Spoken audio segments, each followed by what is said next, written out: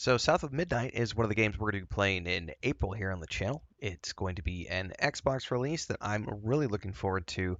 It's got a killer soundtrack from what I've heard so far. I really like the stop motion photography, stop motion sort of style that inspired the game.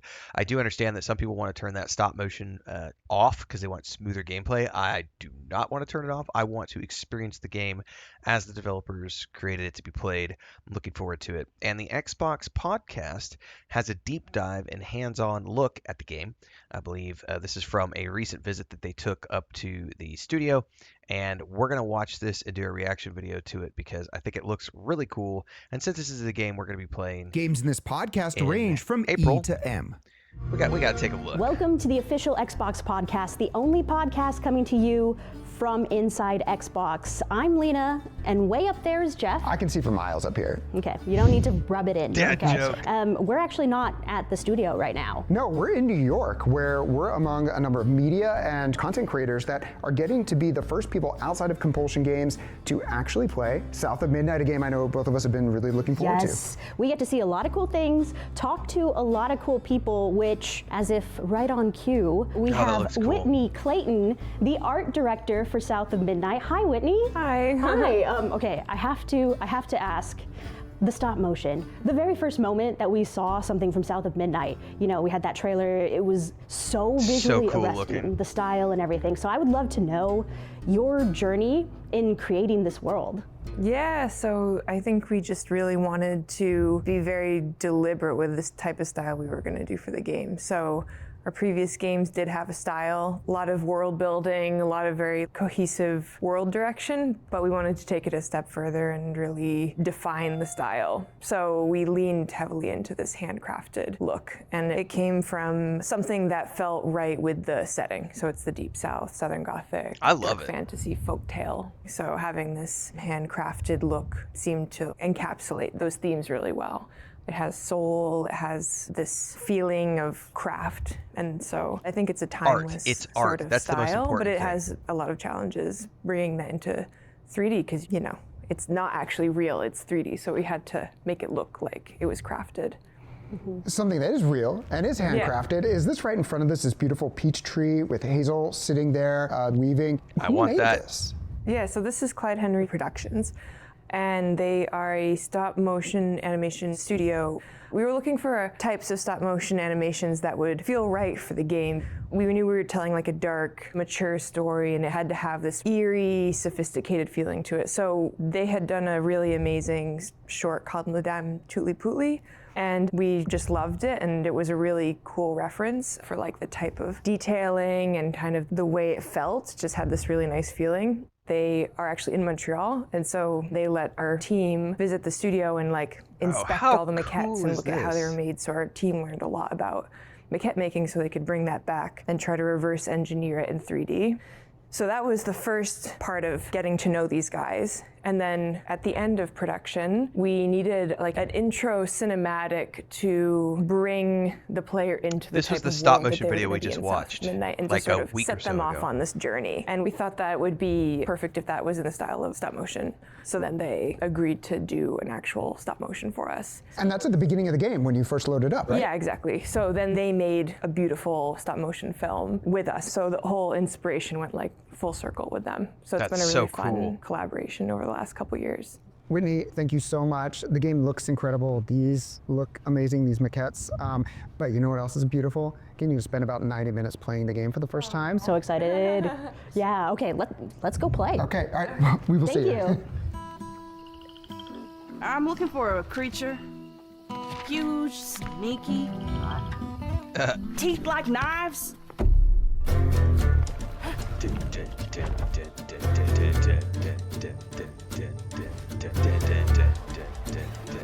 That's so cool.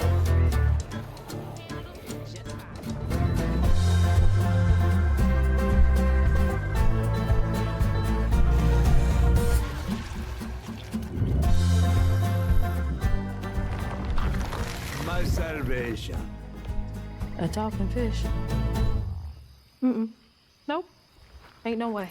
So we just got finished actually playing South of Midnight. We got to play for over an hour, and it's always interesting. I feel like when you see gameplay, like we did at the Developer Direct pretty recently, but then you play it, you're like, now I get it. Yeah, it's like the full experience at that point, and it's so exciting. So we played for, again, well over an hour. We recorded video of it. You're going to see a ton of that here in a bit. And we have a lot of questions. Unfortunately, we have the right people here to help us answer those questions. Zaire Lanier, you're the writer of South of Midnight. Thank you so much for joining us. One of the writers on South of Midnight. And then Jasmine Roy. Please tell me I was close. Yes, totally. You're the game director, but you're also podcast director every time I try to pronounce your name. Hopefully I was close here today.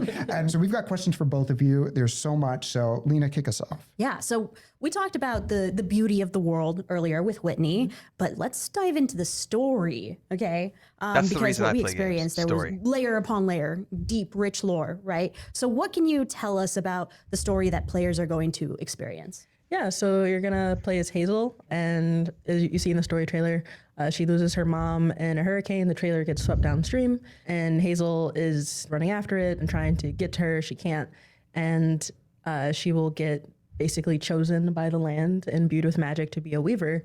And that weaver's journey is her going throughout the countryside of the game and all these different biomes and these different places, trying to get back to her mother and all the creatures and cryptids and stuff she'll meet along the way that are based on a lot of like Southern folklore. Let's talk a little bit more about that. I like So the used to live outfit in the change, South. too, we I saw would go there. hiking outside, but even in the neighborhoods, you would just see like lots of wildlife, like alligators, sometimes in a swimming pool. That would happen. Yes, I lived in Florida, but like raccoons and possums. You know, I didn't see a whole lot of talking catfish as well, but I used to catch quite a bit on my own. But like, what drew you to that Southern U.S. setting? Yeah, well, our creative director is from the South and drew a lot of inspiration from there. We have some people from the South on the team. My family has roots in the South, as a lot of Americans do. And it's also just a place that we don't see in games that often. It's very not that true. it doesn't We don't exist, but see it's it. not something that you see on the regular. And it's really iconic. It's the Spanish moss, the cypress trees, cicadas, like you said, the wildlife. There's just so much there. It's just got like a aura and a presence to it that I think is really fun to dive into. I mean, and the art team and the sound team did just an amazing job kind of replicating that and making it feel very authentic. And it's one of my favorite parts of the game. Yeah, hearing the ambiance. Yes, You know, yes. all the like critters and everything around was really cool. Yeah, sometimes I'll pause the game and just like sit and do work while Hazel's I just love sitting there that. because it's just like, it's like a little ASMR. Like, Yeah. it's really nice. Nothing wrong with So that. we encounter the Haints, or monsters throughout that we deal with. They're bits of trauma, right? Could you touch on that? So Aints are really evil spirits that you're going to encounter as you explore the world. And they're really drawn to when something terrible happens to someone, they are going to be drawn to it and they are going to onto very specific, sections of the world that Hazel can go into. You're going to see it, in some of the trailers that we release. We call this stigma, and it's corrupted strands, the same strands that Hazel manipulates. They get kind of corrupted all around, and they form this kind of dark energy. And Hazel's able to go into these areas with her hooks, and she's able to kind of banish these evil spirits. She does this through the unravel that we've shown previously. And so they are directly tied to really what happens in the region, what happens between, in the lore of the world. Can we talk a little bit more about Hazel, like who she is? Because at the very beginning, she seems like a pretty normal person, and all this stuff is pretty new to her as it is to us, the player.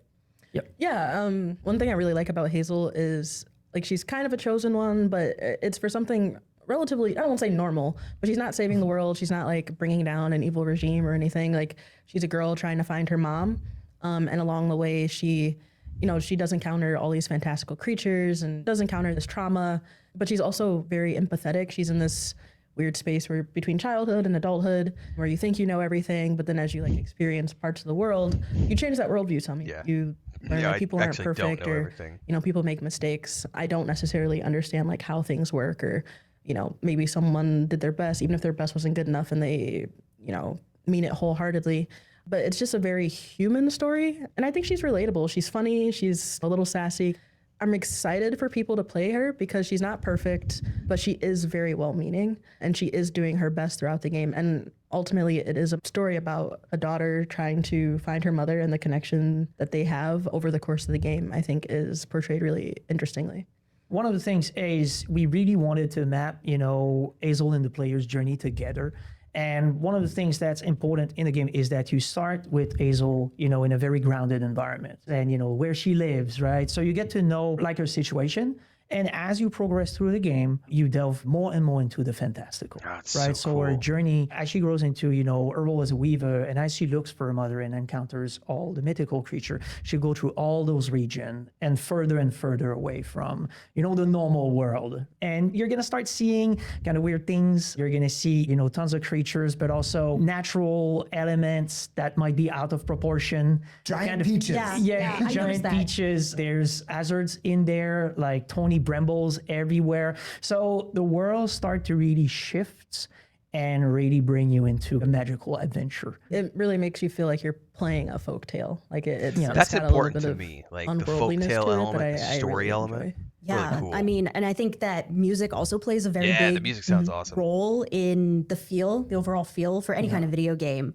And I just noticed how, it would start off like subtle, like, and then start building, and then there were the quiet moments. We talked about the ambient sounds also, like integrating in that. He was my brother, Benji his name. He saw things different. He was my shame, and I said goodbye. I said farewell. Oh, how cool is My that? hammer, my ticket to hell. The locals got angry. I know neither of you are the music director. However, could you, kind of tell us a little bit about how the music for South of Midnight came about? One of the first thing we wanted to do with the music was to really integrate it, into the gameplay. That was something that Chris Fox, our audio director, would always refer as the musicality. And you're gonna hear a lot of that as you use the different spells. You're going to hear, music notes. And that builds up, throughout all the experience. As you progress, you're going to encounter giant mythical creatures. They all have a musical piece. Oh, that's did written, you just like about parachute them. for an extra jump The length? lyrics That of was those cool. songs, they reflect the story. They reflect what's going on and what you're going to learn about them. So as you play one of the levels, you're going to slowly build the song. You're going to get snippets of it. And that all culminates usually towards the end, kind of a crescendo and song, with the tied with some of the encounters we have with the mythical creature. Yeah, the songs are so good. They're so good. Two-Toe Tom, stuck in my head for weeks after I first heard it. Loved it. They're very good. It's so good. I enjoyed working with Chris. Narrative also helped write a little bit of the lyrics for the songs because they're telling the story of the creature. So we talked with Chris and David, they wrote the lyrics together about the different creatures and their stories. But also Chris wanted to be really authentic to the region. And so we pull from different styles of music. There's like gospel music. We have some blues inspired pieces. We have some folksy type stuff. And so we went down to the source, and I know they got some like Southern Children's Choir, Southern blues musicians to contribute to the game. And I think that also makes the world feel more authentic because, these are people who live there and this is what they do. And Chris really was like, I feel like I learned so much, and it was really enlightening to see like how people do these different styles of music while also making it fit the world of Midnight and our story and making it, fit the creature's lore. But it was very, very intentional and recognizing like, hey, this isn't necessarily my expertise, but as a collaborative group, we can make something really, really beautiful together. And I think they knocked it out of the park. It's the music in the game, I think, is really, really good. It's definitely memorable. One of the things that sort of jumped out at me as like a corollary of this is also just like how people sound, their accents, their voices, that sound like very like authentic to the area. It ain't every day I hear about a new weaver such as yourself. And lo and behold, with this type and all. I just found this thing. Man, I was trying to think. The last game I played was probably I slept Gabriel away in the Knight, Sins storm of the with my mama Fathers, in it, and which we did. I'm just trying to find my That had mama. that southern influence. before- That was we did that maybe 3 or 4 years ago. We went back and replayed that. You really don't That know game has a anything. heavy I'm influence. just What a curious how voice you all cast thought about too. that. Like a lot of times in mass media and sometimes in games, like people in the South, or maybe it's more of a caricature, but these people felt warm, even just like NPCs and stuff like that. And I'm just like really curious how you thought about the voice acting and the performances there. We had dialect coaches that came from the South. So I know Nona, one of our mocap actresses for Hazel, her family is from Mississippi. And she helped do some of the dialect coaching for Hazel's voice actress. Nice. And Adrian, Hazel's VA, her family comes from North Carolina. So again, it's just going to the source. And even with like the other parts of the sound design in the game, they were in the swamps recording from like sun up to sundown to capture like, this is what the swamp sounds like, and this is what you're actually going to hear. And I have heard people say like, oh, it sounds like midnight, in Mississippi to me, which I think is really, really cool, because that's not something I necessarily would think to do, but I think that's just how dedicated the sound team was to making it seem as authentic as possible. Okay, let's talk about gameplay. When we were playing, it felt so smooth. So could you tell us a bit about performance and what you're targeting? Yes, so we're targeting 60 FPS on Series X and S. The game has this very handcrafted approach to it. It's got its own unique animation style. And we also provide different accessibility options in the game. This was one of our main focus. So you can disable the stop motion animation in gameplay if that is your preference. Quick commercial break, everyone, to celebrate and give thanks to all of these amazing people who keep me on the air full time. Really appreciate the support. All you got to do is join as a member. You get access to private videos. You can also do super thanks on any upload, or super chats and stickers on any live stream or premiere you see. And beyond that, don't forget we're multi-streaming over on Twitch now, so you can support over there as well. Thanks so much to everybody. Let's get back to the video at hand. No. Let's talk about the combat a little bit. I will not be disabling At the very beginning of the game, it starts off pretty simple. There's some melees. There's a charge attack that you can do. And there's a dodge that actually hurts enemies, which I think is really cool. We played Chapter 3, throwing in spells, pushing and pulling, and there's a debuff spell that sort of freezes enemies, the haints in place. There's just enemies coming from all different directions, different types of enemies. We're talking about the story and we're talking about all these things, but then you run into, some pretty tough encounters by the time you get the battle really going. So how do you balance the flow to keep the story going? Yes, so it's twofold. Really. So our main intention with the game was to create a narrative-driven third-person action adventure, linear game that focuses on cinematographic action and storytelling, right? So there was always that idea when we build the levels of pacing.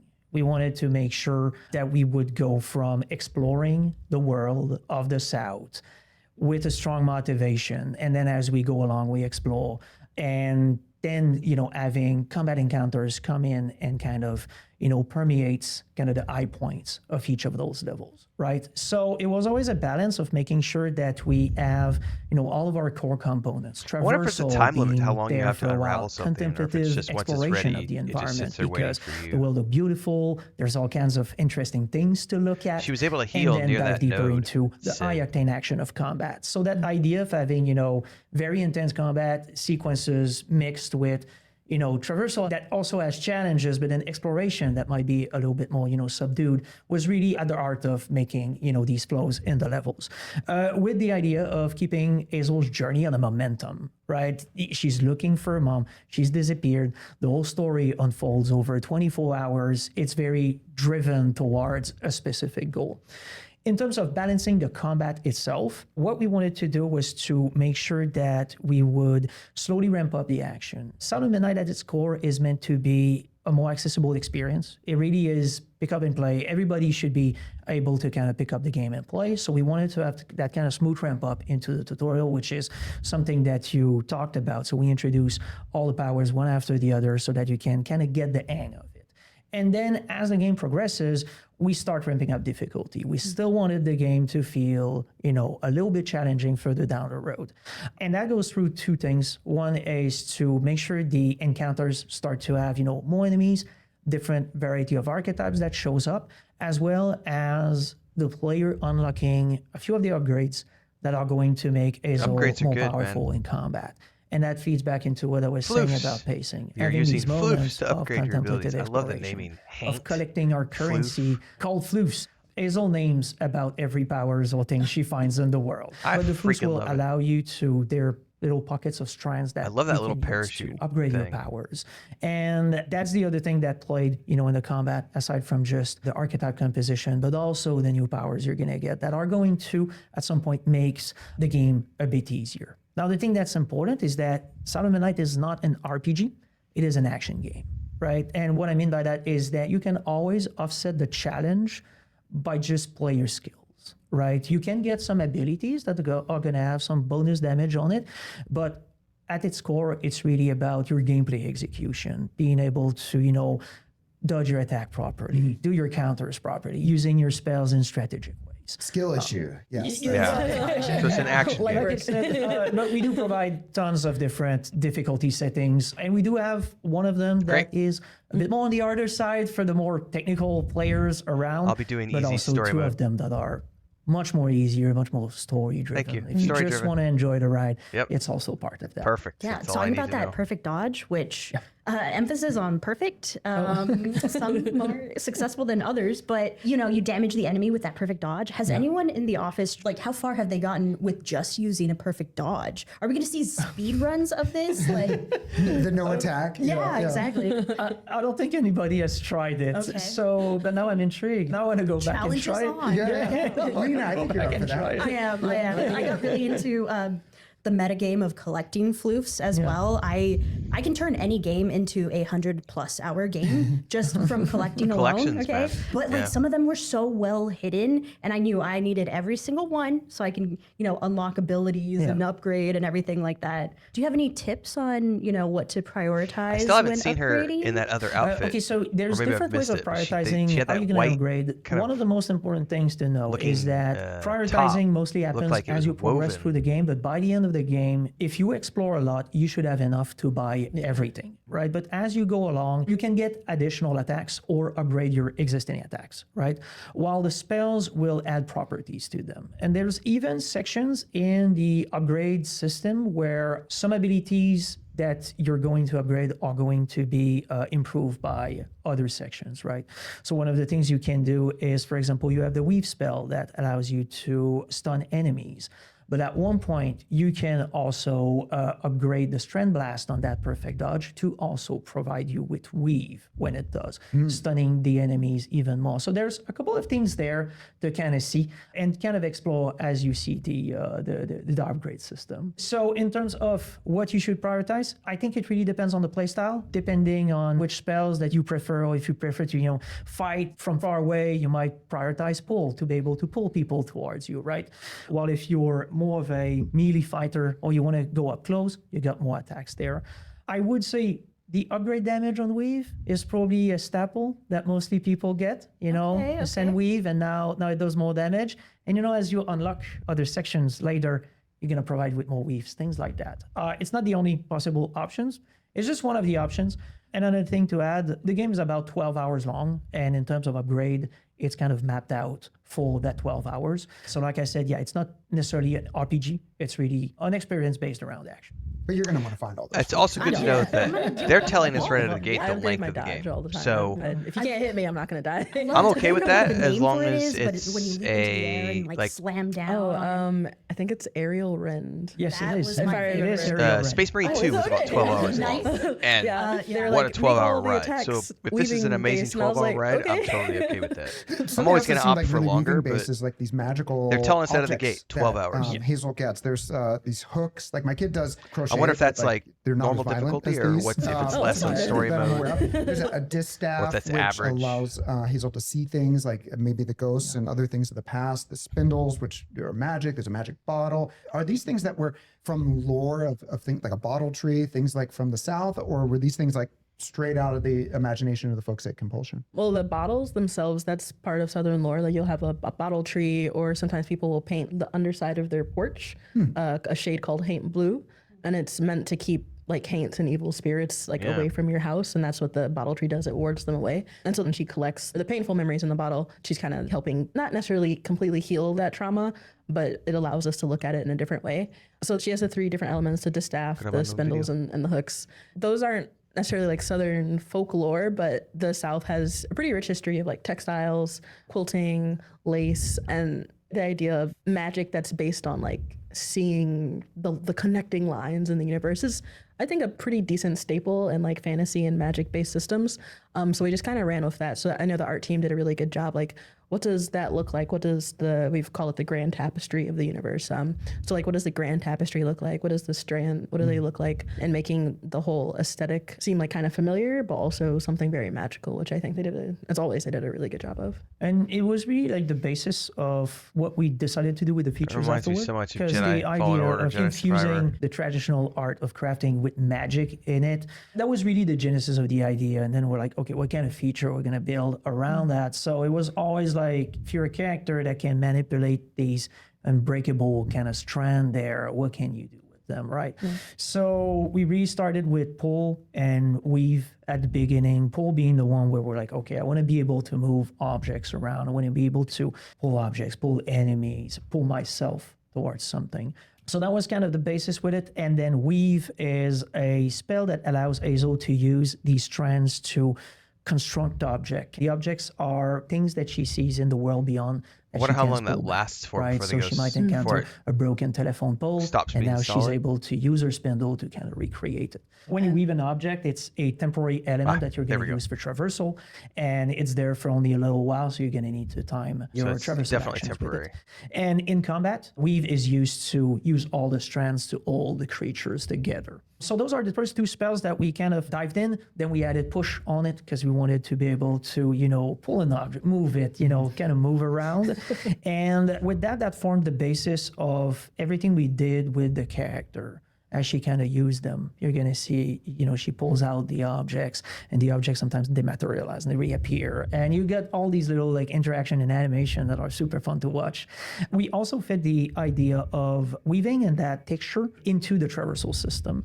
So when you do a double jump, you're going to see Hazel's feet kind of jump off one of that like ghostly fabric. It's the same thing when she does the glide. She's got like these wings that she kind of Yeah, I builds saw that. out of basically the strands themselves. So we really started with the idea of the spindle, the distaff, and manipulating all of these strands together. Yeah, and also she does use these objects in combat, but they also allow her to see things from the past, so things that might have happened to people or creatures in the story. Every place has history, and every place has like stories. Everyone has things going on. I mean, obviously we don't get visions of like, oh, your childhood trauma, that explains so much. But I like that it gives the writing team the chance to show Hazel being empathetic and maybe like, oh, I came into this situation with this creature feeling one kind of way. And because I'm able to see their story and how they got here, like I have some understanding of them. And I think that's something that's really cool. That actually brings us to our final question. At the very beginning, when I loaded up the demo, I noticed it said, South of Midnight is a game about empathy and healing.